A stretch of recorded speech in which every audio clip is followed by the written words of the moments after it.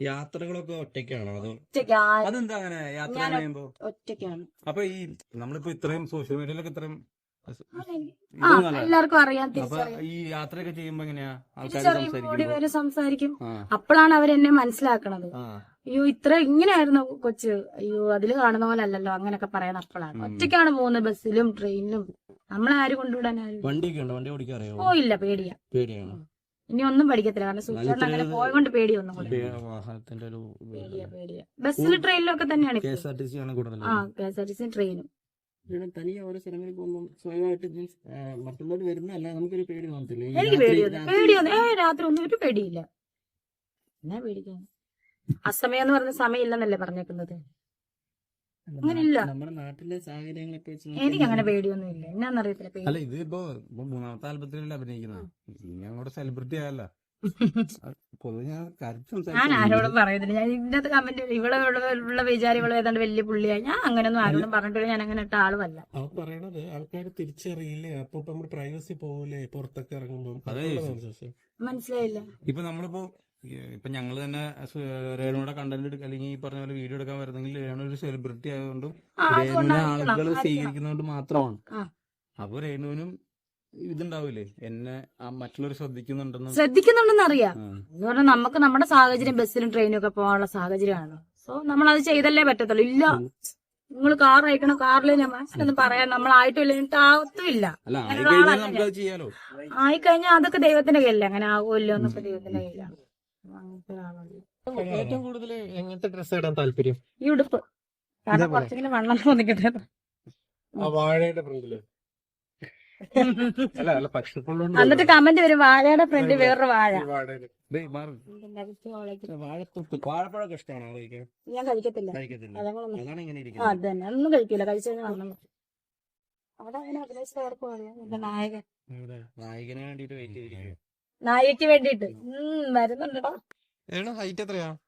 അറിയത്തില്ല, ഏകദേശം ഗസ് ചെയ്യാമോ? എനിക്ക് അറിയത്തില്ല. ഒരു 42 5.2 ഉണ്ടാവോ? 5 അടി 2 ഇഞ്ച് അറിയത്തില്ല, നിങ്ങൾ നോക്കിട്ട് പറയൂ. ഉള്ളൂ. 4.7. സുചേട്ടന്റെ പൊക്കം നിങ്ങൾക്ക് അറിയത്തില്ലേ? ഏകദേശം അറിയാമോ? ഞാൻ ഇച്ചിരി ഉള്ളതുകൊണ്ട് ഔട്ടാന്ന് വിളിച്ചത്. കഴിച്ചു കഴിഞ്ഞാൽ കൂടും. 150 സെന്റിമീറ്റർ നീളമുള്ള ഒരാള് 50 കിലോ ആണെന്നോ? അങ്ങനെയാണ് കണക്ക്. 50 കിലോ 42 കൂടത്തില്ല, കൂടിക്കത്തില്ല. സ്വർണ്ണം അധികം ഉപയോഗിക്കാറില്ല. ഇല്ല, പിന്നെ എങ്ങനെ ഉപയോഗിക്കുന്നത്? സ്വർണ്ണമൊന്നും ഇല്ല. എല്ലാം പ്രശ്നങ്ങളൊക്കെ വന്നു. ഒത്തിരി ഒന്നും ഇല്ല. സുചേട്ടൻ മേടിച്ചെന്നാണ്, അതെല്ലാം ഇങ്ങനെ പണയം വെച്ചു. പിന്നെ തിരിച്ചെടുക്കാൻ പറ്റാതെ അങ്ങനെ പോയി. സ്വർണ്ണത്തിനോടൊന്നും ആഗ്രഹമൊന്നും ഇല്ല. അത് വാങ്ങാലൊന്നും സ്വർണ്ണമൊന്നും ഇല്ലേ, എനിക്ക് ആഗ്രഹവും ഇല്ല സ്വർണ്ണം. മക്കൾക്കൊക്കെ വാങ്ങിച്ചു കൊടുക്കാറില്ലേ? അമ്മമാരും അങ്ങനെ സുചേട്ടനെ പോലെ ഇഷ്ടമല്ല. ഫാൻസിയുടെ താല്പര്യമുണ്ടോ? അതിഷ്ടമാ. ചെറിയ ഫിനാൻഷ്യൽ സ്റ്റാറ്റസ് ഒന്നും ആയിട്ടൊന്നും ഇല്ല.